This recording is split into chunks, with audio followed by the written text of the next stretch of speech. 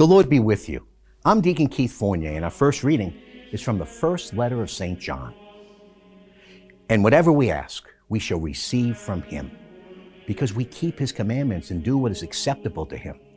His commandment is this, that we should believe in the name of his Son, Jesus Christ, and that we should love one another as he commanded us.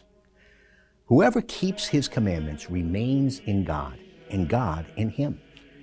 And this is the proof that he remains in us, the Spirit that he has given us.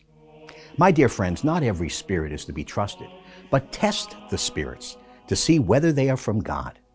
For many false prophets are at large in the world. This is the proof of the Spirit of God.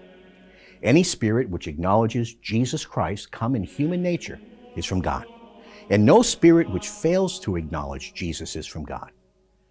It is the spirit of Antichrist, whose coming you have heard of. He is already at large in the world.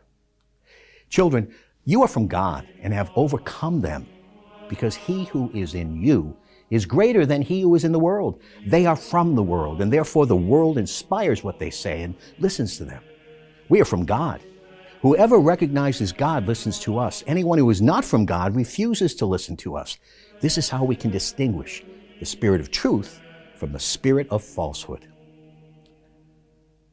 In our responsorial psalm is taken from Psalm 2. I will proclaim the decree of Yahweh. He said to me, you are my son. Today have I fathered you. Ask of me, and I shall give you the nations as your birthright. The whole wide world is your possession. So now, you kings, come to your senses, you earthly rulers. Learn your lesson. In fear be submissive to Yahweh. With trembling kiss his feet, lest he be angry, and your way come to nothing, for his fury flares up in a moment. How blessed are all who take refuge in him.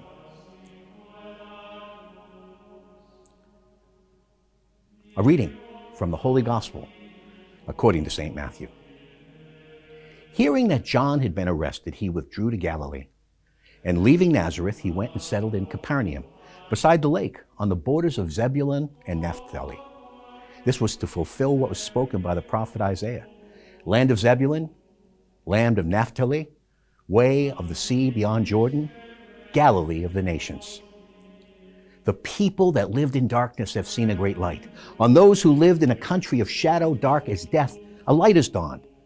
From then onward, Jesus began his proclamation with this message: repent, for the kingdom of heaven is close at hand. He went round the whole of Galilee, teaching in their synagogues, proclaiming the good news of the kingdom, and curing all kinds of disease and illness among the people. His fame spread throughout Syria, and those who were suffering from diseases and painful complaints of one kind or another, the possessed, epileptics, the paralyzed, were all brought to him, and he cured them. Large crowds followed him, coming from Galilee, the Decapolis, Jerusalem, Judea, and Transjordan. The Gospel of the Lord.